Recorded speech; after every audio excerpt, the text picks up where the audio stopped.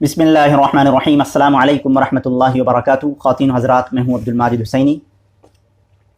आप हज़रात के सामने सुन्नत और हदीस में फ़र्क क्या है, ये क्या चीज़ हैं दोनों, इन दोनों के ताल्लुक़ से बयान किया गया और उसके बाद फिर क़ुरान और हदीस में फ़र्क क्या है अमली एतबार से उसको भी बयान किया गया। अमली एतबार से ये इसलिए कहा जा रहा है कि क़ुरान पर अमल होगा तो हदीस पर भी अमल होगा, लेकिन क्या इन दोनों में फ़र्क है या अमली तौर पर कोई फ़र्क नहीं है। यानी कुरान से भी अहकामात हमें मिलते हैं और जिस पर अमल करना हम पर फ़र्ज़ है, उसी तरह से अहादीस रसूल से भी अहकामात का इल्म होता है और उस पर अमल करना हम पर फ़र्ज़ है, उसको भी बयान किया गया।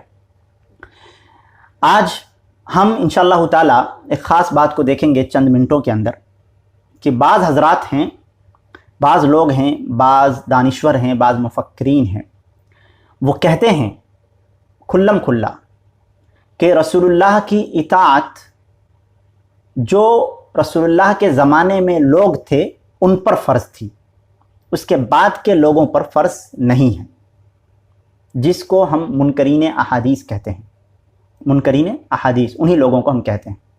वो इताअत रसूल को क़ैद कर देते हैं रसूलुल्लाह के ज़माने तक, रसूलुल्लाह के ज़माने तक। तो इन लोगों से तो हर आदमी वाकिफ़ है और हर आदमी जानता है कि ये लोग गलत बयानी कर रहे हैं और इस्लाम की एक ऐसी डेफिनेशन लोगों के सामने पेश कर रहे हैं जो ख़ुद कुरान के ख़िलाफ़ है। लेकिन एक जमात उन लोगों की है, एक जमात उन मुफ़क्किरीन की है, उन दानिश्वरों की है, जो लोग खुले तौर पर तो ये नहीं कहते कि इताअत रसूल सहाबा तक ही है, बल्कि उनकी तहरीरों से और उनके कुरान के डेफिनेशन से, कुरान के एक्सप्लेनेशन से, कुरान की तवज़ीह और तशरीह से इस बात का इल्म होता है। जैसे अभी बड़ा एग्ज़ाम्पल जावेद अहमद गामदी साहब का है। ये इल्ज़ाम है, आप हज़रात समझेंगे कि मैं इल्ज़ाम दे रहा हूँ क्योंकि वो ख़ुद कहते हैं कि रसूलुल्लाह सल्लल्लाहु अलैहि वसल्लम की ज़ात मुबारक है जिस पर ईमान लाना है, अगर उस पर ईमान नहीं लाया तो फिर कोई अहमियत ही नहीं रहती कुरान पर ईमान लाना वगैरह। ये तो ऐसा बोलते हैं, ज़रूर बोलते हैं, लेकिन देखिए वो ये कहते हैं कि कुरान जो है वो हमारे सामने जो दो गत्तों के दरमियान मौजूद है, ये तवातुर की शक्ल में हमारे पास पहुंचा है, लेकिन अहादीस रसूल जो है वो अखबार आहाद है। इसीलिए रसूलुल्लाह सल्लल्लाहु अलैहि वसल्लम किसी कुरान की आयत की कोई तशरीह करते तो सहाबा किराम के सामने रसूलुल्लाह करते और सहाबा किराम जो है उस पर अमल पैरा होते, उसको फ़ौरन अपने अमल में ले आते। लेकिन रसूलुल्लाह सल्लल्लाहु अलैहि वसल्लम ने जो तशरीह की है वो उन तशरीहात को हम तक पहुँचने में जो तवातुर चाहिए वो तवातुर नहीं है। यानी अखबार आहाद के ज़रिए से, खबर वाहिद के ज़रिए से हदीस का इल्म होता है। यानी रसूलुल्लाह सल्लल्लाहु अलैहि वसल्लम ने इस आयत की ये तफसीर की। एक मिसाल लीजिए कि अज़्ज़ानियतु वज़्ज़ानी फ़जलिदू कुल्ल वाहिदिन मिनहुमा मिअत जल्दा। कुरान की आयत है, अज़्ज़ानियतु वज़्ज़ानी, ज़ानिया हो या ज़ानी हो, फ़जलिदू कुल्ल वाहिदिन मिनहुमा, इन दोनों में से हर एक को, फ़जलिदू कोड़े मारो, मिअत जल्दा 100 कोड़े। ये ज़ानिया और ज़ानी की सज़ा का इल्म होता है इस आयत से, 100 कोड़े। लेकिन अल्लाह के रसूल सल्लल्लाहु अलैहि वसल्लम की अहादीस, अल्लाह के रसूल सल्लल्लाहु अलैहि वसल्लम का अमल और इसी तरह से अमले मुतवातिरा है, ये चलता आ रहा है। तमाम फ़ुक़हा, तमाम मुहद्दिसीन ने ये लिखा है, तमाम सहाबा किराम, बड़े बड़े सहाबा किराम से साबित है, हज़रत उमर से साबित है कि अल्लाह के रसूल सल्लल्लाहु अलैहि वसल्लम ने जो शादीशुदा मर्द और शादीशुदा औरत अगर ज़िना कर ले तो उसको रजम करने का हुक्म है, यानी पत्थर मार मार के उसको मार दिया जाए। कुरान करीम की इस आयत के अंदर 100 कोड़े हैं, तो 100 कोड़े कंवारा लड़का हो, कंवारी लड़की हो, अगर वो आपस में जिना कर ले तो उसके लिए 100 कोड़े हैं। और हदीस रसूल से ही पता चलता है और अमल से पता चलता है। और हदीस रसूल में है कि अगर कोई शादीशुदा है तो उसको रजम कर दो, और रजम किया भी गया है, रजम किया भी गया है। अब जावेद अहमद गामदी साहब इसका इनकार करते हैं। वो कहते हैं नहीं, कुरान के अंदर जो सज़ा मुतय्यन है वो 100 कोड़े हैं, لہٰذا اس سے آگے خبر واحد سے بڑھوتری نہیں کی جا سکتی، یہ قرآن کریم کی آیت کی تنسیخ ہو جاتی ہے، یعنی اس کو مٹانا ہو جاتا ہے، ختم کرنا ہو جاتا ہے۔ تو آپ کے بات میں سمجھ آ گئی کہ وہ کہتے نہیں ہیں کہ رسول اللہ صلی اللہ علیہ وسلم کی اطاعت جو ہے عارضی تھی، بس وہیں تک تھی، صحابہ کرام تک تھی، صحابہ کرام نے تو عمل کیا ہے، رجم کیا رسول اللہ کے سامنے شادی شدہ مرد عورت کو، لیکن اگر سمجھ لیجئے کہ یہاں پر اس حکم کی تعمیل کی جائے گی تو پھر اس پر عمل نہیں کیا جائے گا۔ کیوں؟ کیونکہ یہ جو عمل ہے رسول اللہ کا، یا یہ جو تفسیر ہے رسول اللہ کی، یہ جو خبر ہے رسول اللہ کی، وہ خبر واحد کے ذریعے سے ہم تک پہنچی۔ تو جاوید احمد غامدی صاحب اور ان جیسے لوگ یہ کہتے ہیں اخبار احاد کے ذریعے سے ہم تک یہ علم پہنچا ہے، اسی لیے اس کے ماننے کی ضرورت نہیں ہے، قرآن جو کہتا ہے بس وہی کافی ہے۔ اس کا لازمی نتیجہ کیا نکلتا ہے؟ یعنی ایک مثال میں نے پیش کی ہے، ہزاروں مثالیں ہیں، لیکن اس مثال کا لازمی نتیجہ کیا نکلتا ہے؟ یہ جو جاوید احمد غامدی صاحب کا جو اصول میں نے بیان کیا اپنے لفظوں میں، اس کا لازمی نتیجہ یہ نکلتا ہے کہ رسول اللہ کی اطاعت عارضی تھی، یعنی ان لوگوں کے لیے تھی جو رسول اللہ کے درمیان موجود تھے، یعنی صحابہ کرام۔ اس کے بعد یعنی قیامت تک کے لوگوں کے لیے رسول اللہ کی اطاعت لازمی نتیجہ یہ نکلتا ہے کہ ان پر فرض نہیں۔ کیسے؟ ایسے کہ رسول اللہ صلی اللہ علیہ وسلم کا عمل، رسول اللہ صلی اللہ علیہ وسلم کا قول، وہ احادیث رسول میں موجود ہے، جن سے ہم نکال کر جسے ہم سنت کہتے ہیں۔ تو وہ اخبار احاد کے ذریعے سے ہی اکثر و بیشتر یہ روایتیں پہنچی ہیں۔ تو یہ کہتے ہیں کہ اخبار احاد سے قرآن پر، یعنی قرآن کی کسی حکم کی تشریح تو کی نہیں جا سکتی، کیونکہ وہ اخبار احاد سمجھ رہے ہیں، وہ کہہ رہے ہیں زیادتی ہے، لہٰذا اس کا انکار کرتے ہیں۔ اگر اس کا ہی انکار عملی کر دیا جائے، قولی طور پر آپ نہیں کہتے کہ ہم حدیث کے منکر ہیں، لیکن عملی طور پر اس کا انکار کر دیا جائے، اکثر مسائل میں آپ اس کا انکار کرتے ہیں یا آپ جیسے لوگ انکار کرتے ہیں، تو اس کا لازمی نتیجہ تو یہ نکلتا ہے نا کہ رسول اللہ کی اطاعت ابھی فرض نہیں ہے۔ اگر فرض ہے تو پھر ہمارے سامنے یہ سوال پیدا ہوتا ہے کہ پھر رسول اللہ کی اطاعت ہم کس ذریعے سے، کہاں سے ہمیں ملے گا کہ رسول اللہ نے یہ کیا یا یہ کہا؟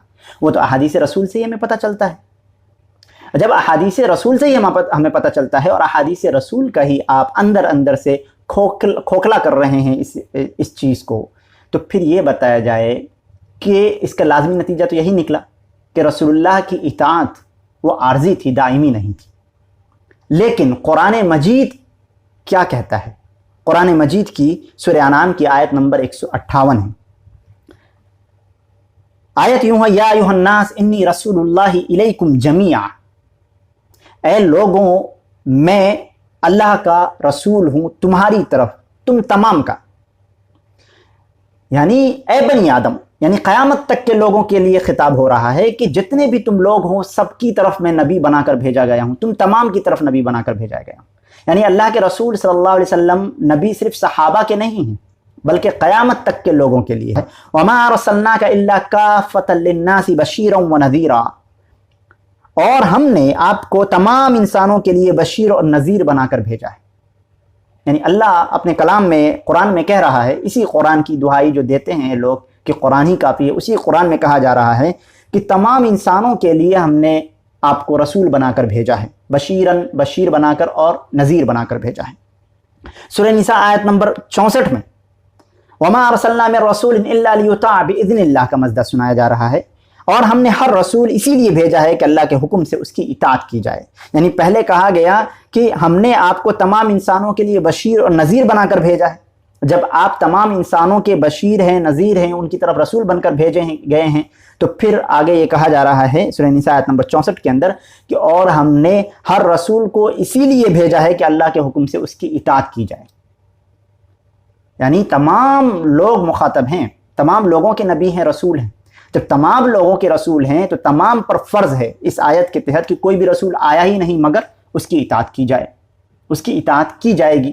اب دیکھیے، رسول اللہ صلی اللہ علیہ وسلم خاتم النبیین ہیں، رسول اللہ صلی اللہ علیہ وسلم آخری نبی ہیں، قیامت تک اب کوئی نبی نہیں آنے والا۔ رسول اللہ صلی اللہ علیہ وسلم سے پہلے جو انبیاء آتے تھے، رسول آتے تھے، تو ایک وقت میں کئی انبیاء بھی آئیں، ایک علاقے کے لیے ایک نبی ہیں، دوسرے علاقے کے لیے دوسرے نبی ہیں، یا ایسا بھی ہوتا ہے ایک نبی کے جانے کے بعد اس کے جانشین دوسرے نبی بن کے پیدا ہوتے تھے۔ تو اس طرح سے ایک شریعت دوسری شریعت بدلتی رہتی تھی، لیکن اللہ کے رسول صلی اللہ علیہ وسلم تو آخری نبی ہیں، قیامت تک کوئی دوسرا نبی نہیں آئے گا، وحی کا انقطاع ہو چکا ہے، کسی بھی طرح کی آسمانی وحی نہیں آنے والی۔ جب رسول اللہ صلی اللہ علیہ وسلم آخری نبی ہیں تو یہاں قرآن یہ کہہ رہا ہے کہ کوئی بھی رسول ہم نے بھیجا ہی نہیں مگر اس کی اتباع کی جانے کے لیے، اس کی اطاعت کی جائے، اس لیے ہم نے رسول کو بھیجا۔ تو رسول جب آئے ہیں وہ قیامت تک کے رسول ہیں۔ ما کان محمد ابا احد من رجالکم ولکن رسول اللہ وخاتم النبیین، تمام نبیوں کے خاتم ہیں، تمام نبیوں کے اختتام ختم کرنے والے ہیں، آخری نبی ہیں۔ جب آخری نبی ہیں، قیامت تک کے لیے نبی ہیں، تو رسول آیا ہی ہے جس کی اطاعت کی جائے، تو پھر اطاعت صحابہ کے ساتھ ساتھ ہم پر بھی واجب ہے، فرض ہے، اور ہمارے بعد قیامت تک کے لوگوں کے لیے بھی فرض ہے۔ لہٰذا ان تینوں آیتوں سے پتہ یہ چلا کہ جس طرح سے ہم رسول اللہ پر ایمان لاتے ہیں، صحابہ کرام بھی ایمان لائے، ہم پر بھی ایمان لانا ضروری ہے۔ جب رسول پر ہم ایمان لے آئیں اور محمد رسول اللہ کو اللہ کا رسول ہم نے مان لیا، تو پھر ان کی اطاعت ہم پر فرض ہے، لازم ہے، اور ان کی اطاعت کے لیے ہمیں یہ ضرور ماننا پڑے گا کہ رسول اللہ صلی اللہ علیہ وسلم کی جو روایتیں اخبار احاد کے ذریعے سے ہم تک پہنچی ہیں، جو صحیح ہیں، مستند ہیں، مرفوع ہیں، اس پر عمل کرنا ہمارے ایمان کا جزو ہے، ہم پر فرض ہے۔ اب دیکھیے سورہ احزاب آیت نمبر 21 میں اللہ کیا فرماتا ہے، لَقَدْ كَانَ لَكُمْ فِي رَسُولِ اللَّهِ أُسْوَةٌ حَسَنَةٌ لِمَنْ كَانَ يَرْجُو اللَّهَ وَالْيَوْمَ الْآخِرَ۔ اس میں دو حصہ ہے، ایک حصہ ہے بے شک تمہارے لیے رسول اللہ کی ذات میں بہترین نمونہ ہے، یعنی بہترین نمونہ رسول اللہ کی ذات میں ہے، تمام دنیا کے لوگوں کے لیے کہا جا رہا ہے۔ اب آگے دیکھیے، اس شخص کے لیے، اس آدمی کے لیے جو اللہ کے سامنے حاضر ہونے اور آخرت کے دن کی امید رکھتا ہو، یعنی جس کا بھی ایمان ہو کہ وہ اللہ سے ملے گا، اور جس کا بھی ایمان ہو کہ یوم آخرت برپا ہوگا، اس آدمی کے لیے، یعنی جو بھی ان دونوں پر ایمان رکھتا ہے، اس کے لیے اللہ کے رسول صلی اللہ علیہ وسلم میں بہترین نمونہ ہے، اللہ کے رسول کی ذات میں بہترین نمونہ ہے۔ تو بتائیے کہ اللہ پر ایمان لانا اور آخرت پر ایمان لانا کیا صحابہ کرام کی تک ہی محدود ہے یا قیامت تک کے لوگوں کے لیے ہے؟ اگر قیامت تک کے لوگوں کے لیے ہے تو قرآن یہ کہہ رہا ہے کہ جو شخص بھی اللہ سے ملنے کی امید رکھتا ہو، اللہ پر ایمان رکھتا ہو یا یوم آخرت پر ایمان رکھتا ہو، اس کے لیے، ان لوگوں کے لیے، اس آدمی کے لیے، اس شخص کے لیے اللہ کے رسول صلی اللہ علیہ وسلم کی ذات میں بہترین نمونہ ہے۔ تو ہمیں بہترین نمونہ دیکھنا ہوگا تو ہم رسول اللہ کی سنت کو دیکھیں گے جو احادیث کے اندر موجود ہیں۔ مجھے امید ہے کہ آپ حضرات کے سامنے یہ بالکل واضح ہو چکا ہے، قرآن مجید سے جس کو اٹھا کر یہ لوگوں کے سامنے غلط بیانی سے کام لے رہے ہیں، اور قرآن کی جو آیتیں بالکل ظاہر و باہر ہے کہ قرآن پر عمل ہوگا، قرآن کی تفسیر ہوگی، تشریح ہوگی، وہ رسول اللہ کے فرامین کے ذریعے سے ہوگی، رسول اللہ کے بیان کے تحت ہو کر رہیں گی، اپنی طرف سے کچھ اس کے اندر گھسایا نہیں جائے گا، اس کے اندر کچھ داخل نہیں کیا جائے گا۔ اور پتہ یہ چلا کہ رسول اللہ صلی اللہ علیہ وسلم کی اطاعت عارضی نہیں تھی بلکہ دائمی تھی، اور ہمیشہ کے لیے، قیامت تک کے لوگوں کے لیے ان پر فرض ہے کہ رسول اللہ کی اطاعت کی جائے گی، اور رسول اللہ کی اطاعت کرنے کے لیے اللہ کے رسول کا عمل، اللہ کے رسول کا قول، یہ ملنا ضروری ہے۔ اور یہ ہمیں کہاں سے ملے گا؟ اللہ کے رسول صلی اللہ علیہ وسلم کی سنت کے اندر، جس کو سنت کہا جاتا ہے، وہ احادیث کے اندر موجود ہے، جو صحیح ہو، مستند ہو اور مرفوع ہو۔ مجھے امید ہے کہ آپ حضرات کے سامنے یہ جو مسئلہ ہے کلیئر ہو گیا۔ آپ حضرات سے گزارش ہے کہ آپ اگر نئے ہوں تو چینل کو سبسکرائب کر لیں اور اپنے دوستوں احبابوں تک شیئر کریں تاکہ ان کو بھی قرآن و سنت کا علم ہو، اور کسی بھی طرح کا کوئی سوال باقی رہتا ہو تو کمنٹ میں ضرور کریں، انشاءاللہ تعالی میں جواب دینے کی کوشش کروں گا۔ السلام علیکم ورحمۃ اللہ وبرکاتہ۔